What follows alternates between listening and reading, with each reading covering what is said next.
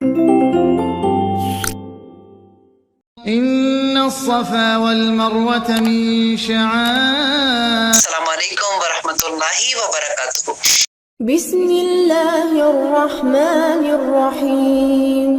اور اب اللہ سبحانہ تعالیٰ فرماتے ہیں ہم نے فرمایا اتر جاؤ یہاں سے تم سب، بس جب پہنچے تمہارے پاس میری طرف سے ہدایت کہاں سے آئے گی؟ اللہ سبحانہ تعالیٰ کی طرف سے. اب یہاں پہ دیکھیے اللہ سبحانہ تعالیٰ نے یہ نہیں کہا کہ اب تو تم نے مجھے دیکھا تھا، جنت تم نے دیکھی ہے، اب جاؤ دنیا میں جو عمل کرو گے تو پھر آخر میں آ کے میں اس کا حساب لے لوں گا. اللہ سبحانہ تعالیٰ نے فرمایا کہ تم دنیا میں اتر جاؤ اور ہدایت اب پھر میری طرف سے آئے گی. اسی لیے کوئی ایک لمحہ، کوئی ایک وقت ایسا نہیں تھا جب اللہ سبحانہ تعالیٰ کی طرف سے رسول نہیں آئے، اللہ سبحانہ تعالیٰ کی طرف سے کتابیں آئیں، اللہ سبحانہ تعالیٰ نے ہدایت کا پورا بندوبست کیا. اور اللہ سبحانہ تعالیٰ فرماتے ہیں تو جس نے پیروی کی میری ہدایت کی تو نہ ہوگا کچھ خوف ان پر اور نہ ہی وہ غمگین ہوں گے. دیکھیے ڈپریشن کا علاج ہے کہ کوئی خوف نہیں ہوگا، کوئی غم نہیں ہوگا.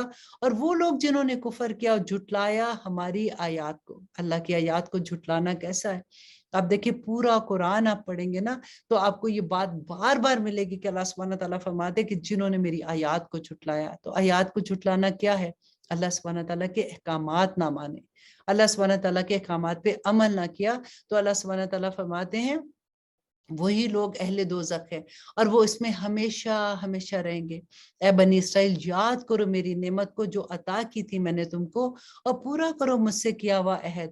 میں پورا کروں گا جو میں نے عہد کیا تھا تم پر، اور مجھے سے ڈرتے رہو اور ایمان لاؤ اس کتاب پر جو میں نے نازل کی ہے محمد صلی اللہ علیہ وسلم پر، تصدیق کرتی ہے اس تورات کی جو تمہارے پاس ہے، اور نہ بنو اول منکر اس کے، اور نہ بیچو میری آیات کو تھوڑی قیمت پر، اور مجھے سے ڈرتے رہو، اور نہ ملاؤ حق کو باطل کے ساتھ، اور نہ چھپاؤ حق کو کیونکہ تم تو یہ جانتے ہو، اور قائم کرو نماز اور دیا کرو زکوٰۃ، اور جھکا کرو جھکنے والوں کے ساتھ. کیا حکم دیتے ہو تم لوگوں کو نیکی کا اور فراموش کر دیتے ہو اپنے آپ کو، حالانکہ تم پڑھتے ہو کتاب کو، کیا نہیں تم سمجھتے؟ دیکھیے اکثر یہ ہوتا ہے نا کہ ہم دوسروں کو تو بڑے آرام سے بتاتے ہیں کہ دیکھو یہ غلط ہے وہ غلط ہے، لیکن اپنی ذات پہ اس کو عمل پہ نہیں لے کے آتے ہیں نا. یہی بات اللہ سبحانہ تعالیٰ یہاں فرما رہے ہیں. اور اللہ سبحانہ تعالیٰ کہتے ہیں وَاسْتَعِینُوا بِالصَّبْرِ وَالصَّلَاةِ، اور مدد لیا کرو صبر سے اور نماز سے. دیکھیں جب بھی زندگی میں کوئی امتحان آتا ہے نا تو فوراً نماز کے لیے کھڑا ہو جائے. فوراً اللہ سبحانہ تعالیٰ نے یہاں پہ یہ بتا دیا کہ کیا کرنا ہے اس وقت، صبر کے ساتھ اور نماز کے لیے کھڑے ہو جو، اور بے شک یہ گراں ہے سوائے ان پر جو عاجزی کرتے ہیں. اور وہ لوگ جو یقین کیے ہوئے ہیں کہ وہ ملنے والے ہیں اپنے رب سے، اور یہ کہ وہ اسی کی طرف لوٹ کر جانے والے ہیں. اے بنی اسرائیل یاد کرو میری نعمت کو جو عطا کی تھی میں نے تم کو، اور بے شک میں نے فضیلت بخشی تھی تم کو اہل جہاں پر. وَاتَّقُوا يَوْمًا لَا تَجْزِي نَفْسٌ عَن نَفْسٍ شَيْئًا، اور ڈرو اس دن سے جب کام نہ آئے گا کوئی کسی کے کچھ بھی، اور نہ ہی قبول کیا جائے گا کسی سے کوئی سفارش قبول کی جائے گی، اور نہ ہی لیا جائے گا کسی سے معاوضہ، اور نہ ہی تم لوگ کوئی مدد کیے جاؤ گے. اللہ اکبر. اور آگے اللہ سبحانہ تعالیٰ فرماتے ہیں اور جب نجات دی ہم نے تم کو آل فرعون سے، دیتے تھے وہ تم کو بدترین عذاب، قتل کرتے تھے تمہارے بیٹوں کو اور زندہ رکھتے تھے تمہاری عورتوں کو، اور اس میں تھی آزمائش تمہارے رب کی طرف سے بہت بڑی. اب دیکھیں ان پہ کتنی بڑی آزمائش تھی نا. یہاں پہ اللہ سبحانہ تعالیٰ موسیٰ کی قوم سے یہ کہہ رہے ہیں کہ تم یاد کرو وہ وقت جب فرعون کے لوگ تمہارے بیٹوں کو مار دیتے تھے، قتل کرتے تھے، اور تمہاری بیٹیوں کو زندہ کرتے تھے. اور اتنا بڑا یہ عذاب تھا ان کے اوپر، کیونکہ بیٹیوں کو کیوں زندہ رکھتے تھے؟ تاکہ ان سے وہ غلط کام کروائے، اور جتنے بچے پیدا ہوتے تھے وہ ان کو قتل کر دیتے تھے. اور جب پھاڑ دیا ہم نے تمہارے لیے سمندر کو، پھر نجات دی ہم نے تم کو، اور غرق کر دیا ہم نے آل فرعون کو. اور تم تو دیکھ رہے تھے نا کہ اللہ سبحانہ تعالیٰ نے ان کو بتایا کہ تم اپنی آنکھ سے تم نے دیکھا کہ ان کے اوپر کیسا عذاب آیا، اور تمہیں اسی دریا سے تم لوگوں کو اللہ سبحانہ تعالیٰ نے پار کرا دیا، اور وہی دریا نے ان کو ڈبو دیا، تب بھی تم سمجھ نہیں رکھتے ہو. بس آگے آگے اللہ کا نبی موسیٰ اپنی قوم کے ساتھ، اور پیچھے پیچھے فرعون کا لشکر ان کو مارنے کے لیے آتا رہا. بالآخر بنی اسرائیل دریا تک پہنچے اور فرعون کا لشکر پیچھا کرتے کرتے ان کو دیکھنے لگا. جب بنی اسرائیل نے فرعون کے لشکر کو دیکھا تو حضرت موسیٰ سے کہنے لگے اے موسیٰ تو نے ہمیں کہاں پھنسا دیا؟ اب پیچھے فرعون کا لشکر ہمیں مارنا چاہتا ہے. اور آگے ये दरिया है। अल्लाह के नबी हजरत मूसा अलैहिस्सलाम फरमाने लगे, ऐ लोगो घबराओ नहीं, अल्लाह हमारे साथ है। ये कभी हो ही नहीं सकता कि फिरौन और उसका लश्कर हमें पकड़ ले। सब कहने लगे, ऐ मूसा अब हम आगे जाएंगे कैसे? बस इतनी देर में आवाज़े गायब आई, ऐ मूसा अपनी असा इस दरिया में दे मार। तो बस जैसे ही मूसा अलैहिस्सलाम ने अपनी असा दरिया में दे मारी तो आधा पानी इस तरफ आधा पानी उस तरफ, अल्लाह ने बीच में रास्ते को वाज़ेह कर दिया। तो बनी इसराइल के कुछ कबाइल के लोग कहने लगे, ऐ मूसा हम आपस में बनते नहीं, अपने खुदा को कहे कि हमारे लिए अलग अलग रास्ते बनाए। अल्लाह के नबी मूसा अलैहिस्सलाम ने उस दरिया में 12 जगहों पे असा मारी और 12 अलग अलग रास्ते बने और वो 12 कबाइल अलग अलग होकर दरियाए नील से जाने लगे। जैसे ही ये मंजर फिरौन और उसके लश्कर ने देखा तो वो भी उन रास्तों पर हजरत मूसा और उसकी कौम के पीछे आ गए। जैसे ही मूसा अलैहिस्सलाम बनी इसराइल के साथ दरिया के उस तरफ पहुँचे और दरिया के बीचों बीच फिरौन और उसका लश्कर मौजूद था, तो अल्लाह ने पानी को फिर से हुक्म दिया, अब वैसे हो जा जैसे पहले था। तो बस वो पानी फिर से मिल गया और फिरौन और उसका लश्कर डूब के मरने लगा। ये पूरा मंजर हजरत मूसा और उसकी कौम देख रहे थे, अल्लाह का शुक्र अदा कर रहे थे। और इतनी देर में फिरौन चीख के कहने लगा, मैं भी मूसा और हारून के अल्लाह को तस्लीम करता हूँ, मैं भी ईमान लाता हूँ कि मूसा का अल्लाह बड़ी कुदरत वाला है। इतनी देर में आवाज़ गायब आती है कि ऐ फिरौन अब ईमान लाता है जब तू दोज़ख की दहलीज तक पहुँचा है। ऐ फिरौन हम तेरे तकब्बुर और तेरी लाश को आने वाले लोगों के लिए निशान इबरत बनाएंगे ताकि हर इंसान ये जान ले कि जमीन पे इंसान को तकब्बुर रास नहीं आता। आज भी अल्लाह ने फिरौन की लाश को निशान इबरत बना के रखा है। बेशक जिस इंसान और जब वादा किया हमने मूसा से 40 रातों का, फिर बना लिया तुमने माबूद बछड़े को उसकी गैर मौजूदगी में और तुम जालिम थे। देखें, इन्होंने अपनी आंखों से इतना बड़ा मौजज़ा देखने के बावजूद फिर यही जुल्म किया कि शिर्क करना शुरू कर दिया। तो अल्लाह सुब्हानहू व तआला उनको यही याद करा रहे हैं, फिर माफ कर दिया हमने तुमको इसके बाद ताकि तुम शुक्रगुजार बनो। और जब दी हमने मूसा को किताब और फुरकान ताकि तुम हदायत हासिल करो।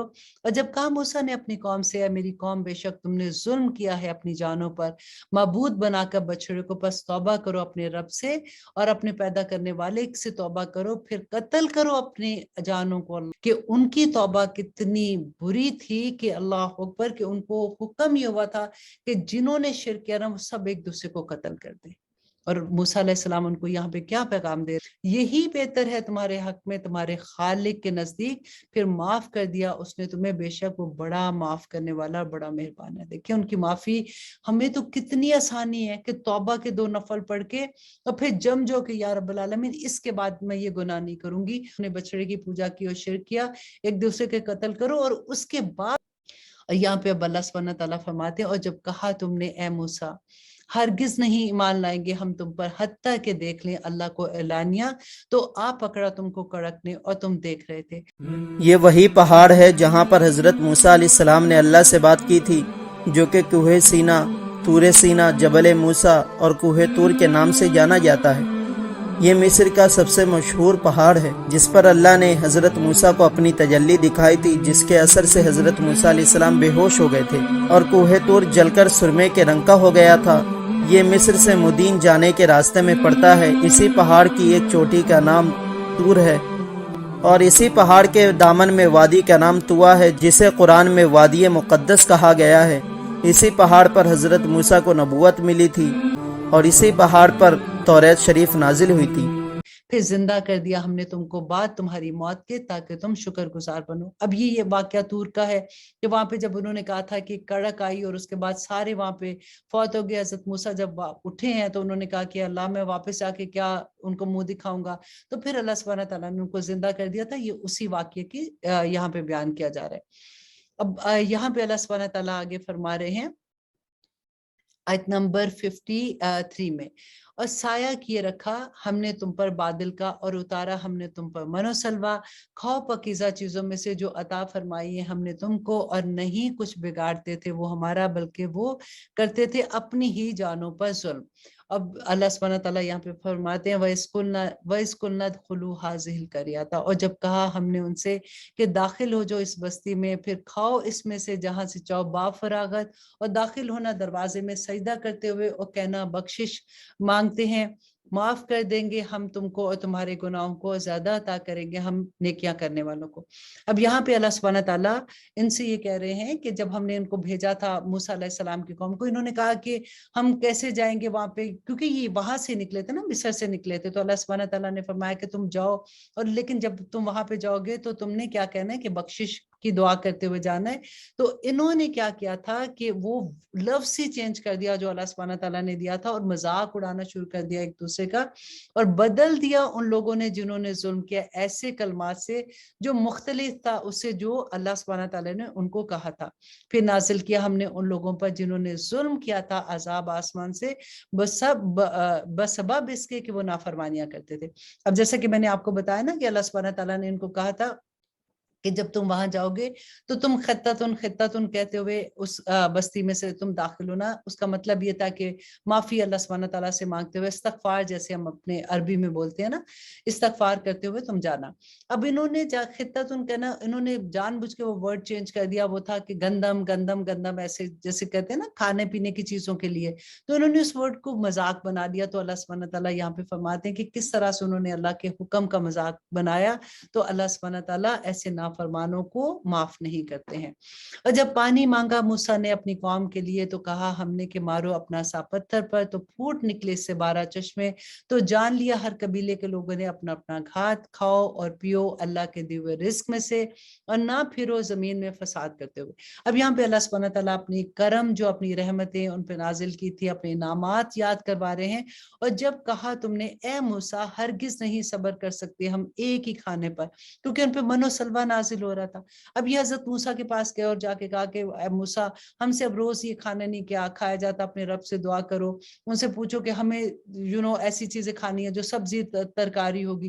تو اسی کے بارے میں آگے آ رہا ہے۔ ایک مرتبہ اللہ کے نبی حضرت عیسیٰ علیہ السلام اپنے ساتھیوں کے ساتھ چل رہے تھے، اتنے میں آپ کے حواریوں نے کہا اے عیسیٰ ابن مریم، کیا آپ کا اللہ آسمان سے کھانا اتار سکتا ہے؟ تو یہ سن کر اللہ کے نبی عیسیٰ علیہ السلام نے فرمایا اے لوگو، اگر تم مومن ہو تو اللہ سے ڈرو۔ تو انہوں نے کہا ہم تو اپنے ایمان کی تازگی کے لیے عرض کر رہے ہیں تاکہ ہم اللہ کی قدرت کو دیکھیں اور پیٹ بھر کے کھانا کھا کر اپنے ایمان کو بڑھائیں، اور وہ لوگ جو کفر پر ہیں ان کا ایمان بھی آپ پر ہو جائے۔ بس یہ سن کر اللہ کے نبی حضرت عیسیٰ علیہ السلام نے ہاتھوں کو بلند کیا اور اللہ کی دربار میں دعا مانگی کہ اے اللہ ہمارے لیے آسمان سے دسترخوان اتار تاکہ ہمارے اور آنے والے لوگوں کے لیے یہ نشانی عید بن جائے، بے شک تو بہترین رزق دینے والا ہے۔ اللہ نے جیسے ہی حضرت عیسیٰ کی دعا سنی تو فرمانے لگے اے عیسیٰ، تمہارے پروردگار نے تمہاری دعا قبول کر دی، لیکن اس دسترخوان کے اترنے کے بعد اگر ان لوگوں نے خیانت کی تو ان پر وہ عذاب نازل ہوگا جو آنے والی نسلوں کے لیے مثال بن جائے گا۔ ابھی یہ الفاظ مکمل ہو ہی رہے تھے کہ اتنی دیر میں آسمان سے فرشتے دسترخوان اتار کے لے آئے جس میں 7 مچھلیاں اور 7 روٹیاں تھیں۔ بعض روایتوں میں ہے کہ آسمان سے مچھلی اور گوشت اترا، اور کچھ روایات میں کہ ایک بڑی مچھلی خوب پکی ہوئی اور قسم قسم کی سبزیاں اور روٹیاں دسترخوان پر موجود تھیں، اور ایک روٹی پر روغن زیتون، ایک پر شہد، ایک پر گھی، ایک پر پنیر اور ایک پر گوشت کی بوٹیاں تھیں۔ بس جیسے ہی حضرت عیسیٰ کے حواریوں نے اس نورانی دسترخوان اور روٹی کو دیکھا تو ان میں سے ایک جس کا نام شمعون تھا، جو اپنی قوم کا سردار تھا، کہنے لگا کہ اے روح اللہ، کیا یہ دسترخوان دنیاوی کھانوں میں سے ہے یا آسمانوں کے؟ اللہ کے نبی عیسیٰ علیہ السلام نے فرمایا یہ دسترخوان نہ دنیا کے کھانوں میں سے ہے نہ آسمانوں کے، بلکہ تمہارے پروردگار نے ابھی ابھی ایجاد کر کے تمہارے لیے اتارا ہے۔ پھر آپ فرمانے لگے خوب پیٹ بھر کے کھاؤ اور اس میں خیانت نہ کرنا اور نہ ہی کل کے لیے ذخیرہ کرنا، ورنہ اللہ کا عذاب تم پر آ پہنچے گا۔ لیکن افسوس وہ لوگ اس کھانے میں خیانت بھی کرتے ہیں اور کل کے لیے تھوڑا تھوڑا چھپانا بھی شروع کر دیتے ہیں۔ بس جیسے ہی رات ہوئی سب پیٹ بھر کے سوتے ہیں اور اللہ کا عذاب ان پہ آ جاتا ہے۔ اب جیسے ہی سورج طلوع ہوا تو ان میں سے کچھ خنزیر تو کچھ بندر بن جاتے ہیں اور ادھر ادھر بھاگنا شروع کر دیتے ہیں اور اپنے آپ کو نوچتے رہتے ہیں کہ ہم ایک ہی کھانے پر تو دعا کرو ہمارے لیے اپنے رب سے کہ پیدا کر دے وہ ہمارے لیے کچھ وہ نباتات جو اگتی ہیں زمین میں، اس کی ترکاری میں سے، اس کی ککڑی میں سے، اس کی گیہوں میں سے، اور اس کے مسور اور اس کے پیاز میں سے۔ کہا اس نے کیا تم بدلنا چاہتے ہو اس چیز سے جو ادنا ہے اس چیز کو جو بہتر ہے؟ جا اتر کسی شہر میں اور پھر بے شک مل جائے گا تمہیں جو تم مانگتے ہو۔ اب اللہ سبحانہ تعالیٰ نے ان کو کہا کہ اچھا تم شہر کی طرف چلے جاؤ اور وہاں جا کے تمہیں یہ سارا کچھ مل جائے گا، اور مسلط کر دی ان پر ذلت و محتاجی اور گرفتار ہو گئے وہ غضب اللہ کے غضب سے، یہ اس لیے کہ وہ انکار کرتے تھے اللہ کی آیات کا۔ اب یہ جہاں جہاں بھی یہ لفظ آئے گا آپ یاد رکھیے گا کہ جتنا غضب اللہ سبحانہ تعالیٰ کا جس بھی قوم پہ ہوا وہ کیوں ہوا تھا؟ کہ وہ اللہ سبحانہ تعالیٰ کی آیات کا انکار کرنے والے تھے، اللہ سبحانہ تعالیٰ کے حکموں کا انکار کرنے والے تھے۔ تو اللہ سبحانہ تعالیٰ نے فرمایا کہ اللہ کی آیات سے انکار کرتے تھے اور قتل کر دیتے تھے نبیوں کو ناحق، یہ اس لیے کہ نافرمانی کیے جاتے ہیں وہ، اور حد سے بڑھتے ہوئے لوگ تھے۔ یقیناً وہ لوگ جو ایمان لائے اور وہ جو یہودی ہوئے اور عیسائی اور صابی تھے جو ایمان لائے اللہ پر، یوم آخرت پر، اور کیے نیک عمل، تو ایسے لوگوں کے لیے ان کا اجر ہے ان کے رب کے پاس، نہ خوف ہوگا ان کو اور نہ ہی وہ غمگین ہوں گے۔